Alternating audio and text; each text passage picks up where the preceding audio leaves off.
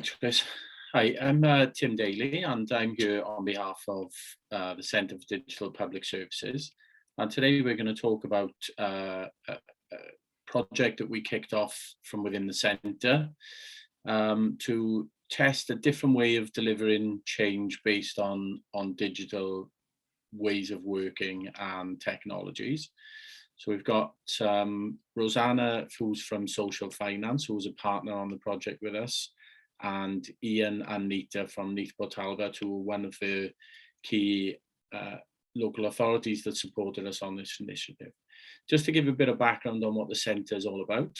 So the centre has been set up as an arm's length body of Welsh Government to change the pace and direction of digital delivery across all public services in Wales.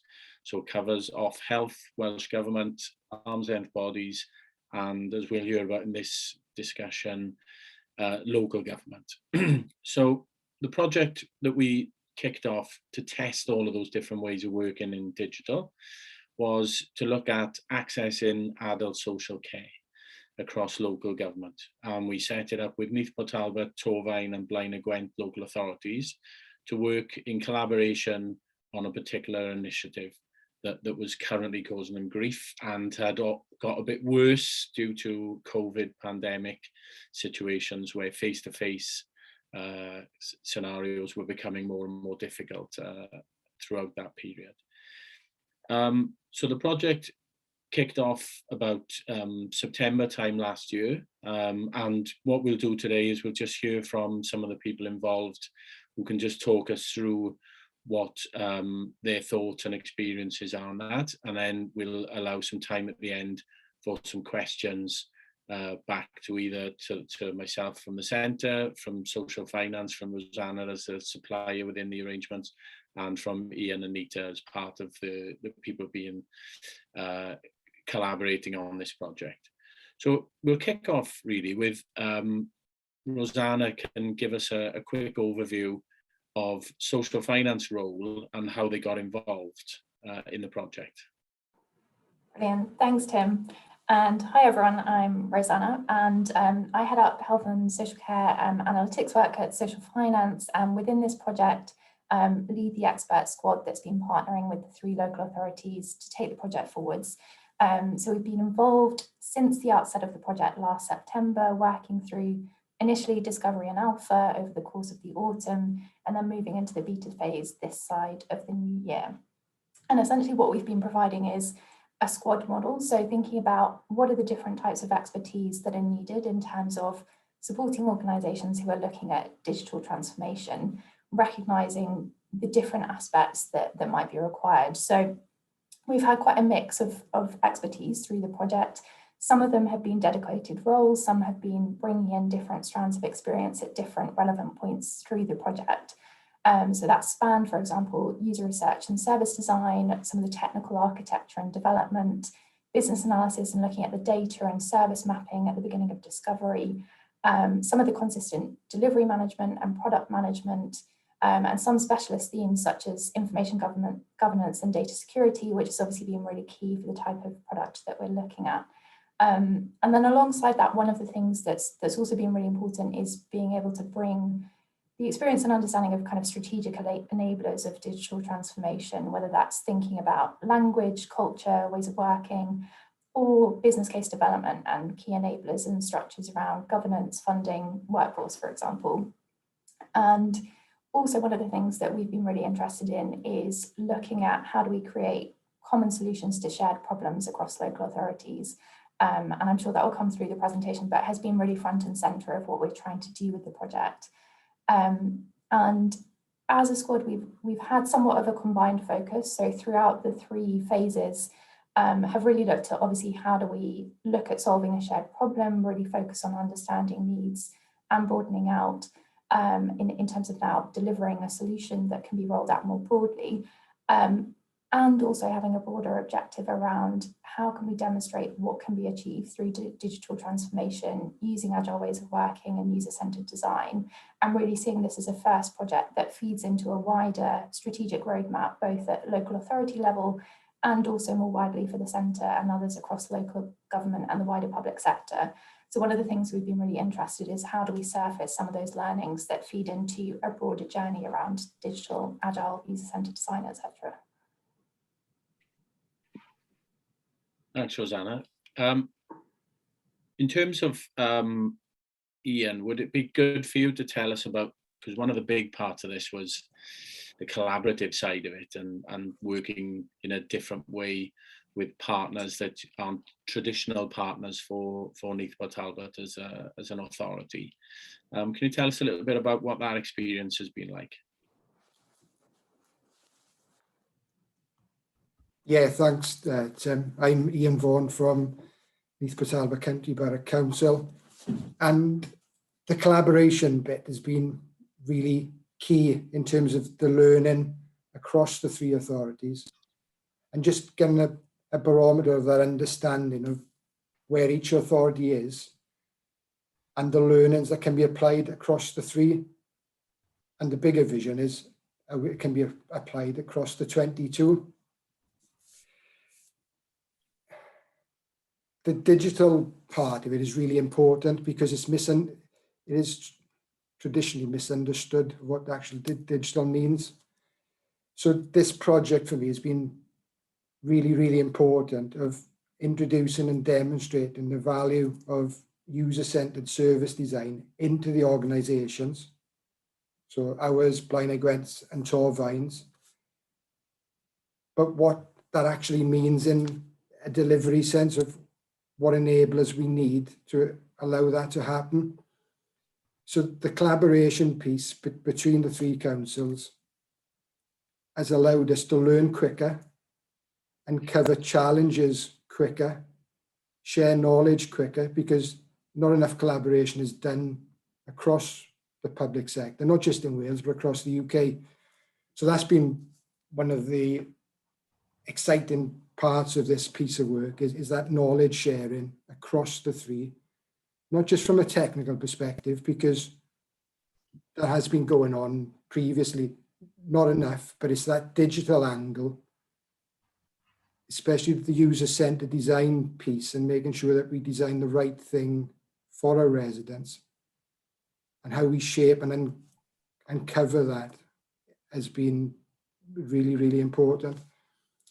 One of the reflections for me so far is the importance of the discovery phase. So as Tim mentioned at the start, we've gone through the discovery phase to really understand what our residents need rather than coming with a solution first. Now that's a seismic shift of how the majority of local authorities think, and getting a better understanding of our residents as part of this work has been really a key deliverable that we can take forward and apply to other projects going forward. But to enable that to happen, the work that the squad have brought in and their experience and knowledge has been key to fill in the gaps that don't exist, that skills and resources that don't exist in our authorities yet. So when we talk about digital and that wider DDAT framework, in our council, we have strong technical skills, but the softer digital skills, and sometimes digital perhaps is the wrong word because people always assume digital is an IT thing. I'm more inclined to call it a design approach. So those design and data skills are resources that we didn't have. So that's where the squad working with social finance in the centre have really brought value into our organisation and also to Blaenau Gwent and Torfaen as well. So the benefits, Tim, of better collaboration and sharing, not only with the local authorities, but using the squad as a partner, has brought lots of learning into our organisation that we can build on for future phases, not only for this work, but what we can apply against other services in our organisation. Yeah, we'll come back on to that subject of skills building and you know how this leads to, you know, what it leads to in a bit later. Thanks, Ian. Mark, Mark's joined us. Mark's from Torfaen. It'd be good, Mark. This, I think, was one of the first agile/digital projects. As Ian says, one of those first design projects that Torfaen has picked up on in Anger. Can you talk to us a little bit about what that experience has been like and learning those new patterns and ways of working alongside the squad and the other authorities? Yeah, sure, Tim. So yeah, I mean, you're right. This is the first time that we've sort of engaged in an agile digital project. We've done a little bit of agile type or styly bits in the past, but that digital element, following the GDS approach, for example, and ways of working has been both a challenge and a delight, to be honest. I mean, for me personally, it's given a real insight into the practical aspects of the approach, in particular, the user insight and business analysis for me, because they are already part of my realm of experience, but I've enhanced them. The digital design, the technology and the information governance areas were and still are a new world to me, and it's been a steep learning curve, but exciting nonetheless. I mean, really exciting. But it's not just for me personally. So the various aspects of our services that have been engaged, such as the adult services OTs, the customer care team, our web manager and information governance people, that they've all appreciated being involved and they have enjoyed it. They've stayed engaged. They are telling me how much it's been of value to them. But also the service users that we've spoken to, they in particular have been outstanding, not only in their desire to share their experiences and to help in the design of the products, but they've also, almost at the end of every time that we've engaged them, they've said they've appreciated being part of it, and they've appreciated that not everything that they think of as an idea or something that could be used, but they want to help others. And sometimes, especially, when you think of a service that might not always be considered as something that is easy to deliver, sometimes we forget the user a little bit. And, the fact that these people have valued being engaged and have almost unanimously said things like, if you want to know anything more, if I can help in any more, please get in touch, just shows that it's been beneficial, all round.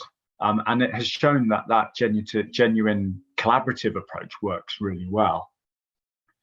That's not to say it hasn't been a challenge at times. And to be honest, that challenge is largely down to diaries. Diaries are often crazy. But the value to me has been in that willingness of everyone who's been engaged to give up their time and to stay interested. We had a show and tell this morning, and there are people from our customer care team, still engaged and still interested, even though the show and tell was largely about, the technological elements that we're doing. And the key to that has been the communication engagement, that those regular project stand-ups, the planning and retrospective sessions, the show and tells, working in the open has been integral to keeping everyone on track and really engaged. And that, as Ian has already said, has enabled problems to be raised and solved quickly.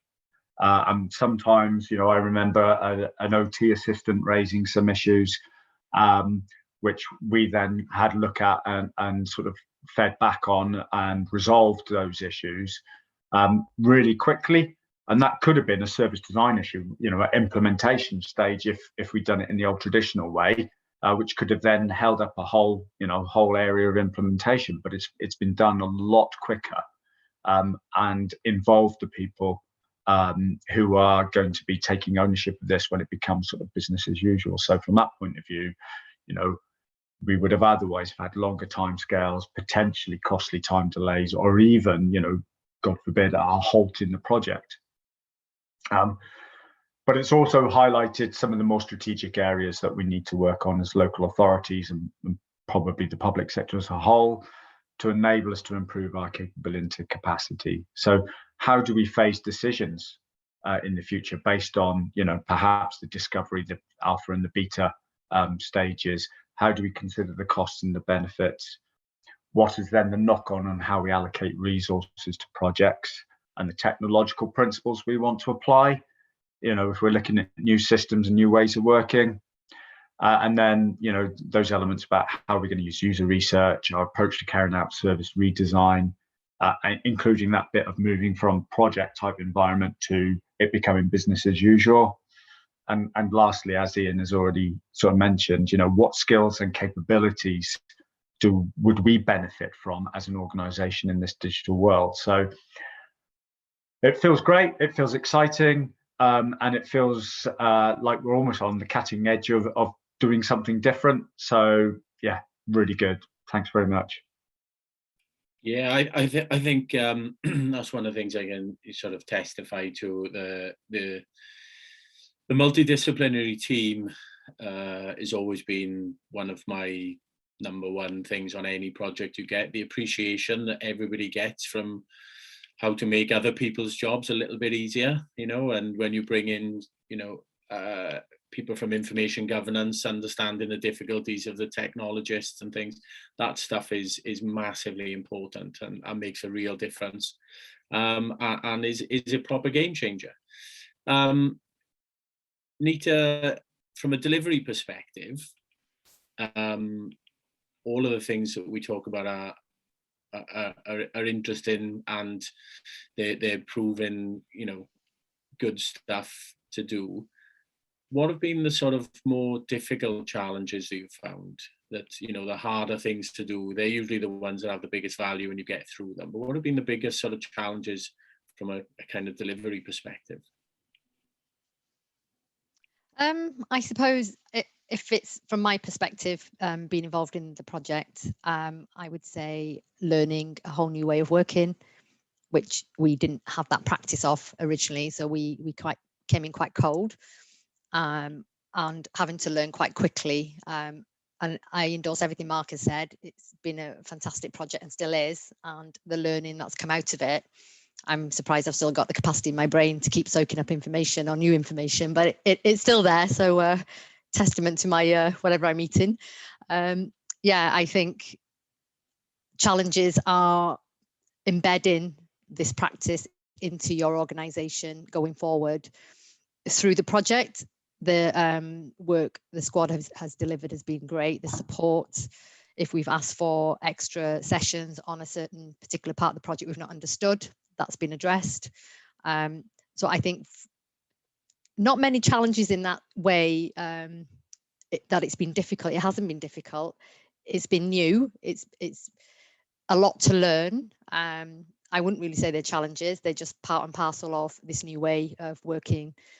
Challenge more is going to be about embedding this into your organization and it becoming the norm, and addressing the skills and capability aspect, in that we don't have some of these roles like a user research, etc. They don't exist in our authority.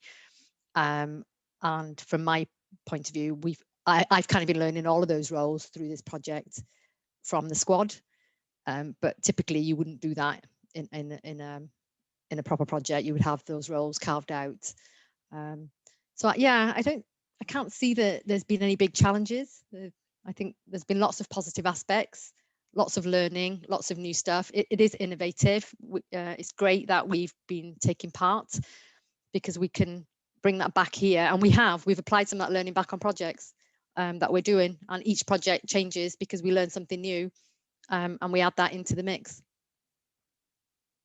Yeah, I think that was always the hope, So when we set this up from the centre, the plan was always to learn through delivery.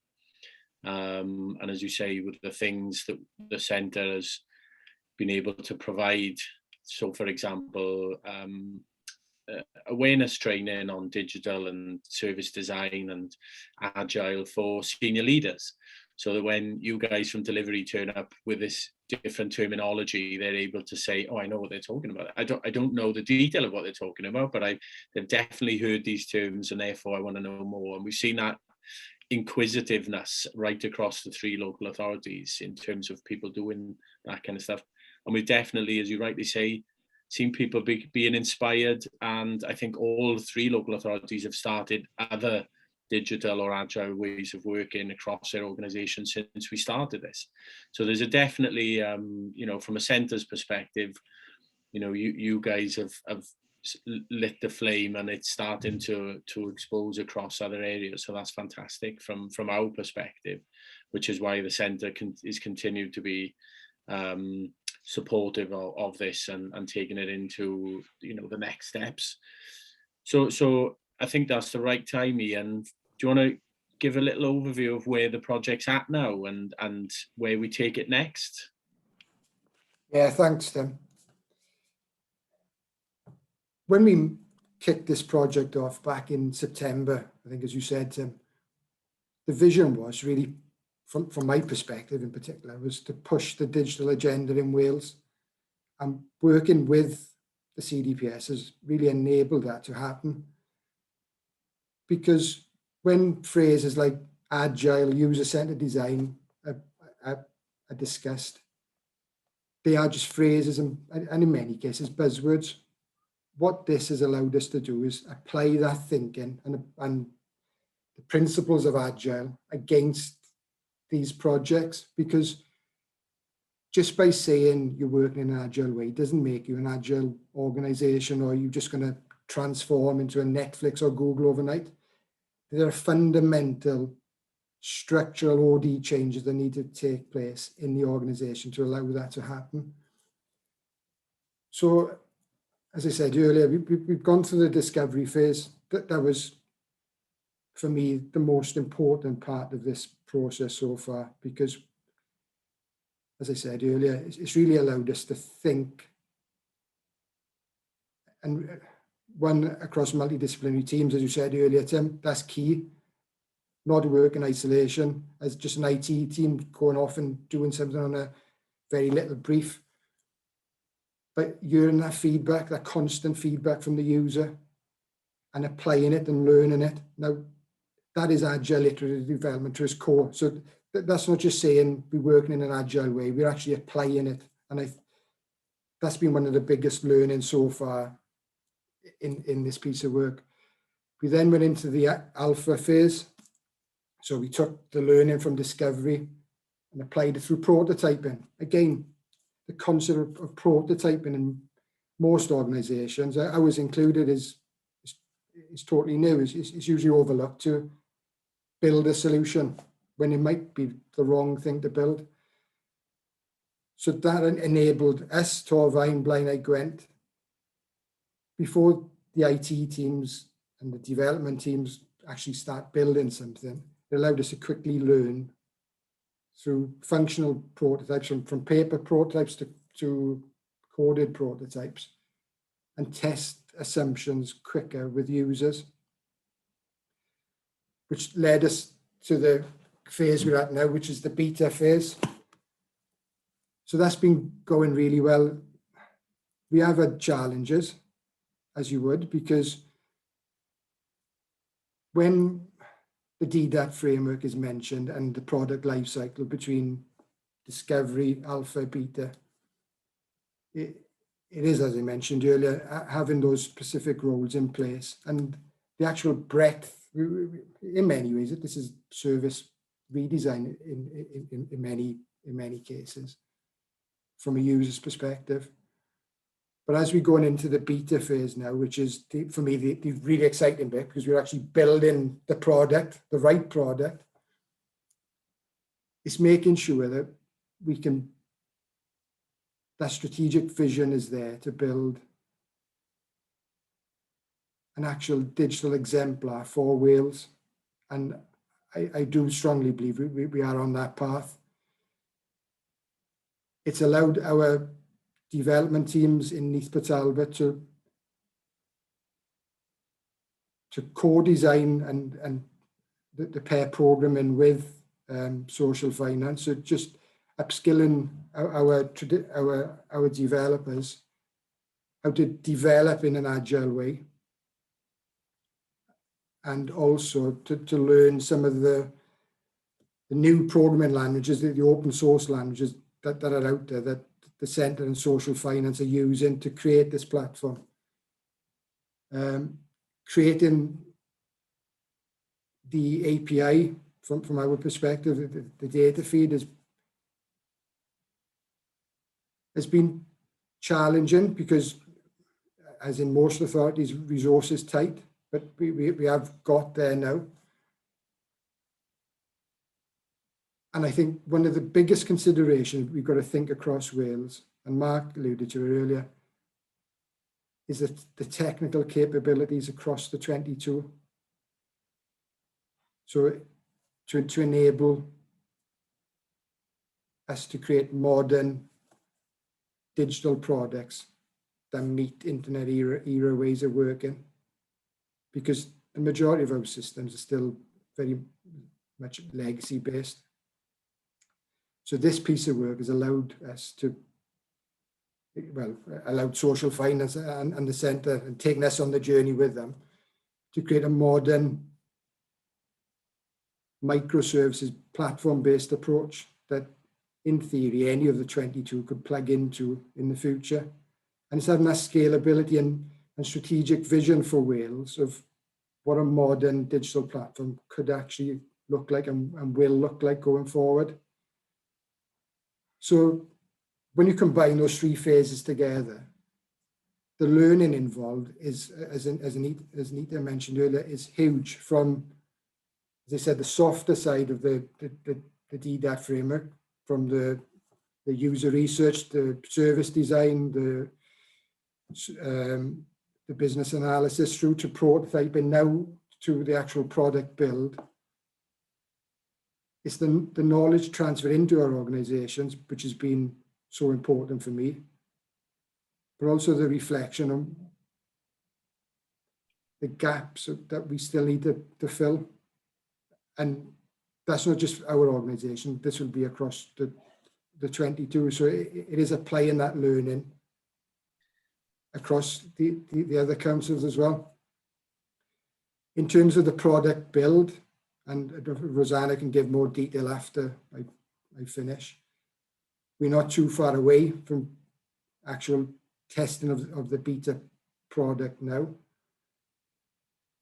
And that will be really core in terms of have what we built match what was in the prototype. And that is in essence what beta is all about. It's learning and iterating those changes. So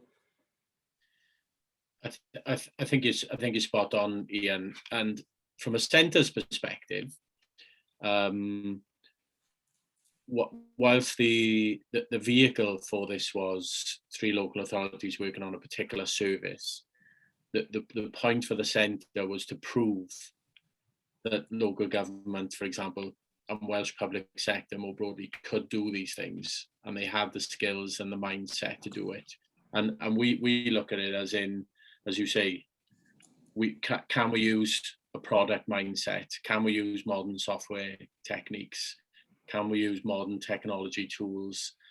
Can we transfer skills by using the market? Can we build those skills in Wales? Can we, do they already exist in authorities, or do they need to be created, by a market that Wales has that can support the Welsh public sector? So those are the ways we're looking at it, is that kind of laid out as a kind of way forward for Wales to do digital in the round. You need, as you spot on, you need all of those things. You can't have parts and bits and pieces of it. You have to have the whole thing, but it doesn't mean you have to have them all yourself. You can either start to collaborate with other people who have them. For different authorities, for example, in different parts of Welsh public sector, have made different decisions over the years, and therefore Neath Port Talbot having some technical capability that, say, Blaenau Gwent doesn't have, is an historic decision that was taken, with different circumstances in mind. What comes next is a really important part of that. And then with people starting to say, well, do I consume this as a service? Do I work with other people about it, or do I build my own skills? And again, each organization will have a different, strategic path on that. And I think there's a question in the chat exactly in this space from Emma, around our local authorities geared up to resource up with the different DDAT disciplines that make this up. Of course, you know, personal view from what we've seen from the centre is they're not currently in that place, but absolutely starting to see, you know, Blaenau Gwent couldn't come with us today, but they're absolutely looking at their team to look at performance management and things and working out, is that close to a research discipline, an analytical discipline, and therefore how do I get those skills and move those people into those kinds of roles? So we are starting to see that. I don't know what your experience is across the authorities around gearing up for that DDAT discipline in a sort of user-centered spaces. I don't know if any of you want to share your experiences, and perhaps we can, if you wanted to let us know if you want to speak, Emma, and you can talk about your particular experiences.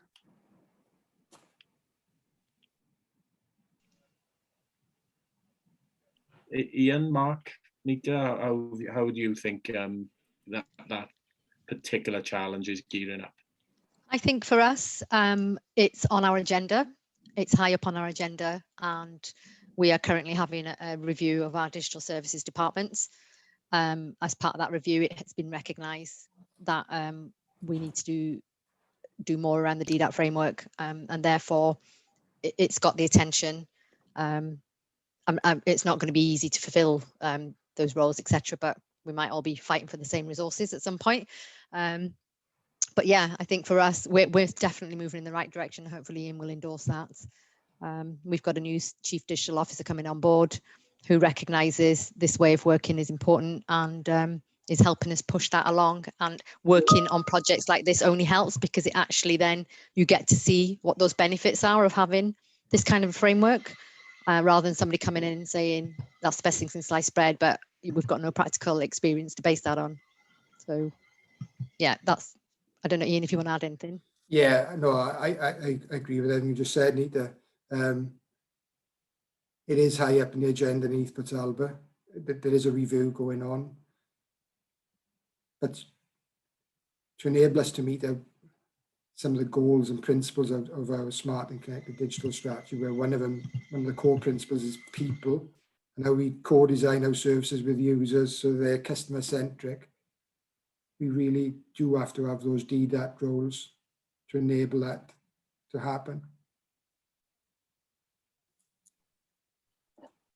If you're gonna ask me from a Torvine perspective, the short answer is no. We're not geared up to resource around the DDAT disciplines, and it's a really difficult one. I was talking to someone earlier today exactly about that, and the problem that we have is that we need to change a whole organization, but we can only do that at a certain pace. So if we employ a team with the DDAT disciplines, are they going to be fully employed for a period of time until we start working at it in a grand way? So it might be that there are some of those that we could use and employ full-time from the start. And it might be that there is a argument for sort of like a bank on a regional or national level where we can use some of those disciplines until we get to the point where we have a critical mass as an organization where those people would be employed full-time. But those are just my initial personal thoughts, just based on the way we operate and the way in which we've got to do a lot of change in Torvine. I don't know, Emma, if you can speak now. I don't know if we've managed to unmute you.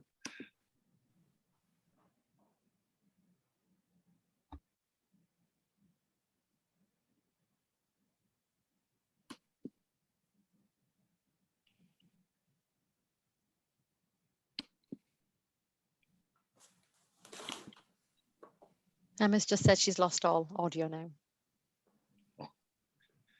Apologies for that. I think this point's really important from my perspective anyway, because when we start this project off, it wasn't just about creating a digital product, as I said earlier. It was embedding this way of thinking, which is important, the cultural change that's needed in the organisation, and the ways of working to enable that to happen. They were the key deliverables for me. Now, in many ways, this piece of work has exceeded all expectations in terms of the phases it's gone through so far, which has proven a success in many ways. To proceed from discovery alpha now into beta, rebuilding something, shows the success of what we've actually delivered so far in difficult circumstances when you think about it, because there's 3 different authorities with their own individual priorities and goals. There's the priorities from the centre, and then there's a third-party squad involved as well. So to get as far as we've gone so far shows the success that we've actually made in a relatively short space of time when you look at it, because the adult services front door, again, is a very difficult project. And when you combine all these factors, to get where we are now is an incredible achievement, and it's really strong foundations to build on in the future for other authorities to come on board as well. Tim, I don't know what your thoughts are on that. We didn't pick the easy bit and the easy path, did we? I think Emma, I think we might have sorted it. I think so. Yes. Yeah. So for us in Monmouthshire, we've created a new digital design and innovation team, and we're taking the user principles and service design principles, looking at stuff of Lou Down on good services. So we've got all the stuff. We've had training from the LGA, but we've got a very small team.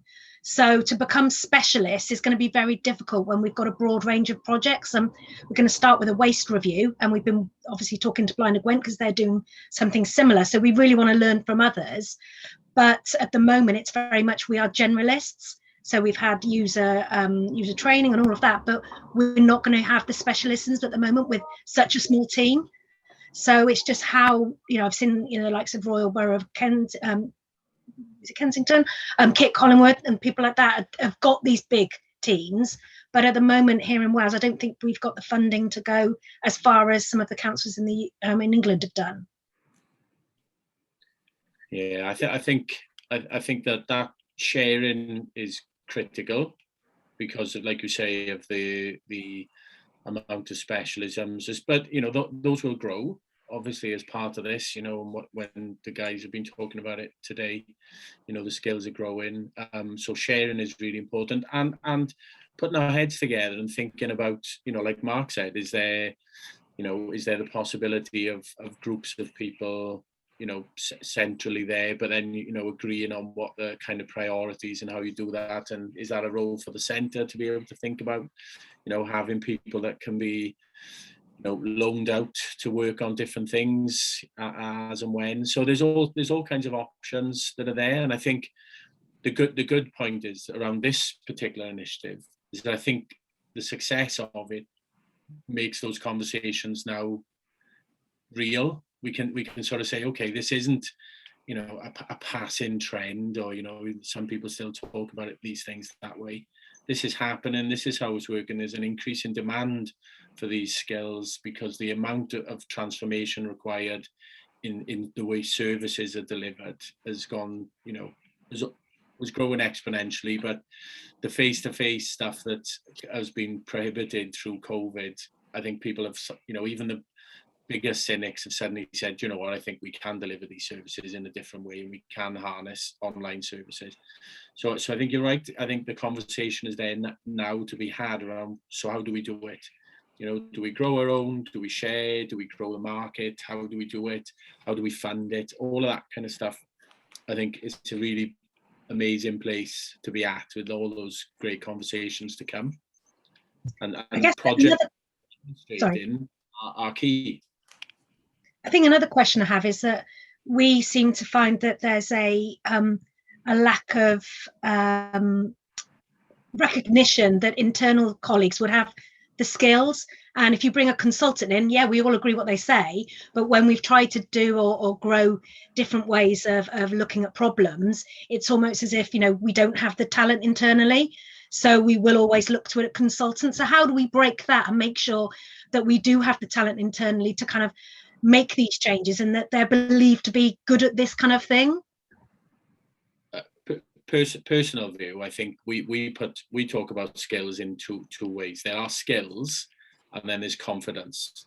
And I think that second part is confidence, which comes from, so for example, you've heard Nita, Mark and Ian talk about learning from the centre and from social finance, and now starting to do those things for themselves and starting to take, you know, maybe at the beginning it was an 80-20 lean, and it's gone the other way now, and starting to pick up those things for themselves and drive the ceremonies and do that. But proving through doing is the right way to do it, with, you know, and at some point you then take the stabilizers off and say, we can have a go one of these ourselves, and we can, you know, grab hold of the steering wheel and all that kind of stuff, because otherwise it's really difficult to convince people, isn't it, that, you know, let me have a, you know, trust is earned, isn't it? It isn't just handed over. And those phrases like, you know, fail fast, right? They don't exist in public sector. We all know that. We've worked here long enough to know you don't get the opportunity to fail a few times on big things like adult social care. What you get is the ability to learn fast. And I think that's quite a different thing. So I think that confidence in in-house teams is a massive part of what people should build it into any relationship with a third-party supplier. How will you transfer skills? And this isn't just a line in a you know, spec.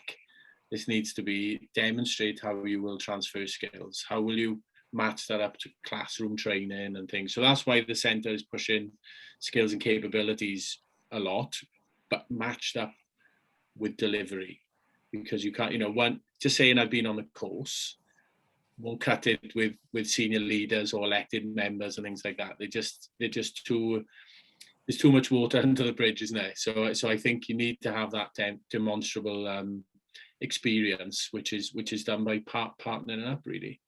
Yeah, I think the best way of showing it as well, Tim, is what this has enabled us to do is start relatively small, and it shows success to build, rather than going big bang saying we're going to transform overnight to this brand new digital thinking entity.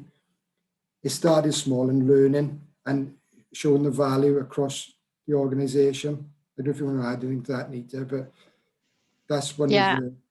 Yeah, I would definitely agree. And that was, I suppose that was one of our challenges at the beginning in the pandemic. We were learning this new way of working.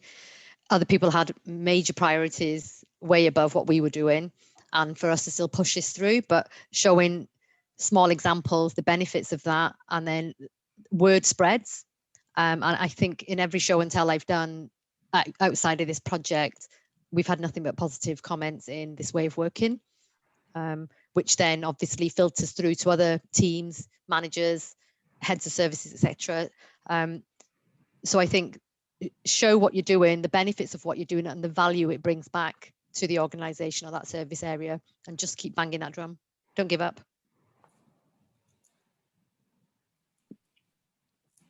Couldn't agree more. Are there any other questions? Let me see some of the chat. So there's no more questions in the chat. Are there any other comments or anything that any of the panelists would like to add before we close?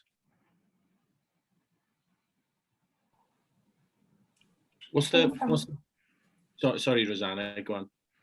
No, I was just going to continue on a theme of, in terms of learnings, I feel we've talked a lot about collaboration, and I think a lot of our work has looked at solving shared problems across organisations. And for me, this has really been one of the most powerful examples of what can be achieved through cross-local authority collaboration, and also what we've learned about how to do that effectively. And there's much more than could be captured here. We've had whole sessions kind of reflecting on learnings at different phases of the project in different ways about different aspects. But I think from what we were talking about in terms of even how do you develop relationships in a very remote context, and the fact that I've never actually met any of you in person, but worked incredibly closely over the last 9 months, and we're kind of here having not been in the same room together, through to the kind of dual goal of, yes, partly also there's success in the fact that we're just about to launch the beta project, but also there's success in kind of what we've been able to do in mentoring those skills and confidence, and seeing that as the dual objective. So I think there's so much there about what we've learned about working in collaboration, and then using this as an exemplar to say, I think it's really important for us to think, how can we not just look at a project in one local authority and then replicate it 22 times, but actually, what does impact at scale look like? And are there ways that we can shortcut that and think about how do we create something scalable that does recognize the context of different local authorities having different teams, sizes, capabilities, different practice models, but what can we still do to bring those skills together, I think has just been one of the most powerful and really exciting aspects of the project from my perspective. And I would wholeheartedly agree with Rosanna. I mean, at the beginning, the idea of working collaboratively has been something I personally have liked for a long time, but actually choosing a project in which you think you can work collaboratively, because quite often local authorities say we do the same services, but we do them so differently we couldn't possibly collaborate over.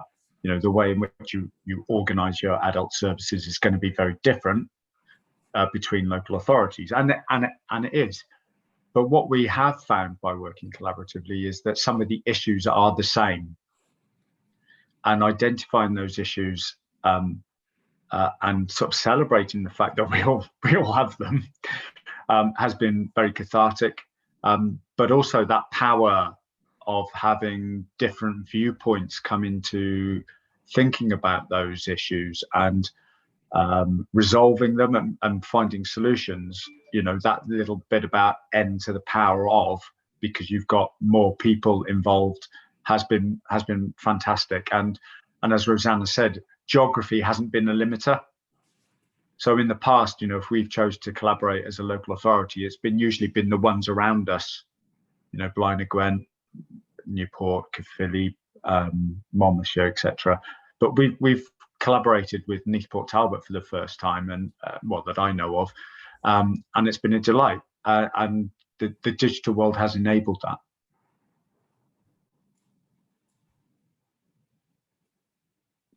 Thanks, Mark. Well, it just leaves me to thank everyone for their time and contributions and candor.